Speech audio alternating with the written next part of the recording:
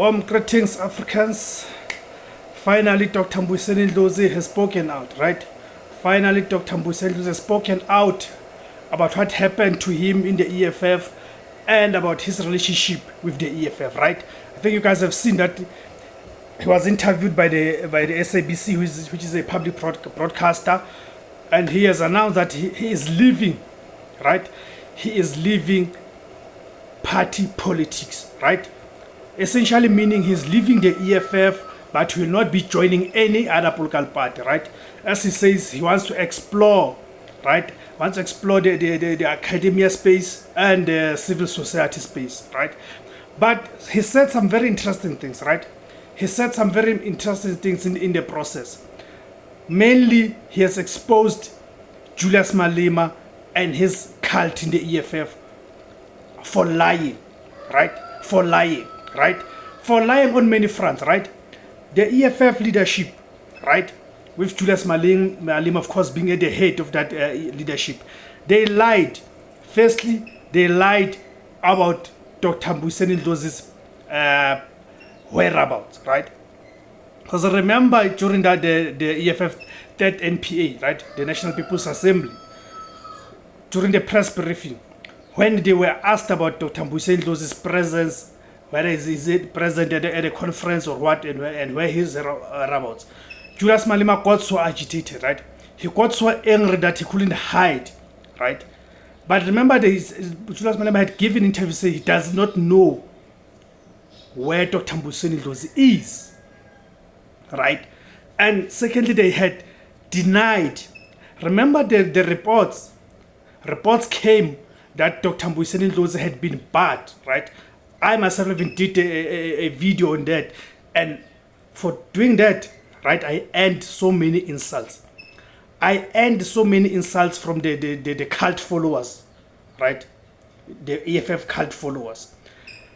So where I did a video about the reports that Dr. Mbuyiseni Ndlozi is being barred, right? Meaning he's being banned not to attend the EFF's Third National People's Assembly, which is an elective conference, right?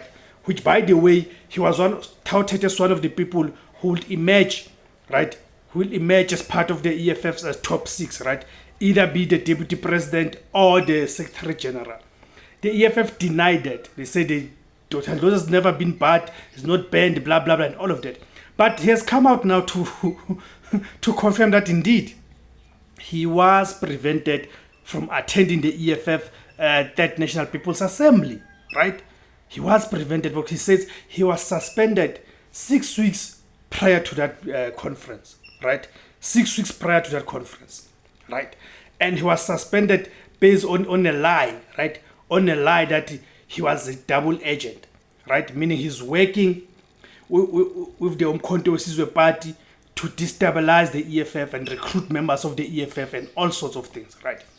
And I find this part quite funny because if you remember, prior to the elections, when the EFF were claiming that Umkhonto Wesizwe are their friends and all of that, there should be no attacks, they should not be attacking each other in the public space and all of that. But Dr. Ndlozi is the one person who's always been going out, right, in public to attack Umkhonto Wesizwe party, or to criticize Umkhonto Wesizwe party, to criticize President Jacob Zuma, right? So now when you listen to his interview, now you begin to make sense about how is it possible that this one person, because he's explained that he has always been against what he calls the entanglement, right? The entanglement of the EFF with President Zuma, and later on the entanglement of the EFF with Umkhonto Wesizwe party. That he has always been opposed to that. He's always been against that. So now you ask yourself the question, how is it possible that this one person has demonstrated internally and externally, right, to be against this tactic of entangling the EFF with President Zuma and Umkhonto Wesizwe party? How can now this person be the one who's accused of being a double agent, right? Of being a double agent that is working with the Umkhonto Wesizwe party to destabilize the EFF, right? So you ask yourself that question. Then you see it does not make sense. Then it brings you to the one conclusion, that indeed this action was taken mainly to ensure that Dr. Ndlozi does not emerge as part of the EFF top six leadership.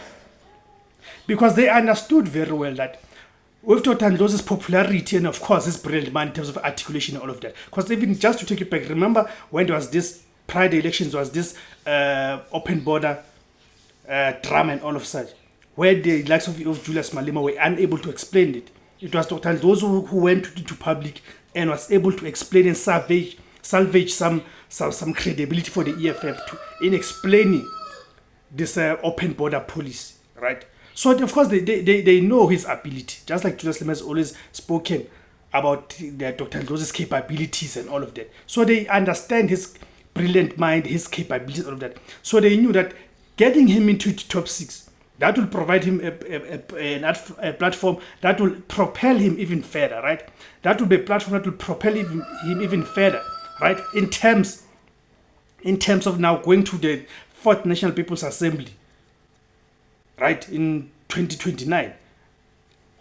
Of course, Julius felt that at that stage, Ndlozi would even be able to challenge him for the position of the EFF's president, right? Because remember, if you imagine the top 6 will either emerge as a deputy president or as the secretary general, therefore giving him an elevation and a platform to propel him, right? So they, of course, they were concerned by his popularity, his brilliant mind, and because they knew that within the ranks of the EFF, he's someone who's loved and all of that.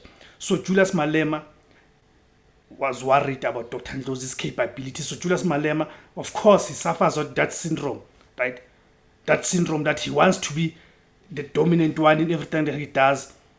He doesn't want other people to contribute. So he believes that he's the bull in the crowd, right? Everyone else must succumb and subordinate to him, you see. So that's the reason they had to do what they did to him, and they lied about him and all of that, you see. So at least now the truth is out. And again, of course, there will be insults. We'll be insulted for some of this, but history keeps proving that these cult followers, right, these non-thinking beings that keep following Julius Malema and all of that, they are getting exposed with each passing day, right? That all they do just to defend nonsense. Thank you very much, guys, for tuning in. Please remember to like, share, subscribe, and comment. You are welcome to comment. Let me hear your views. Thank you very much.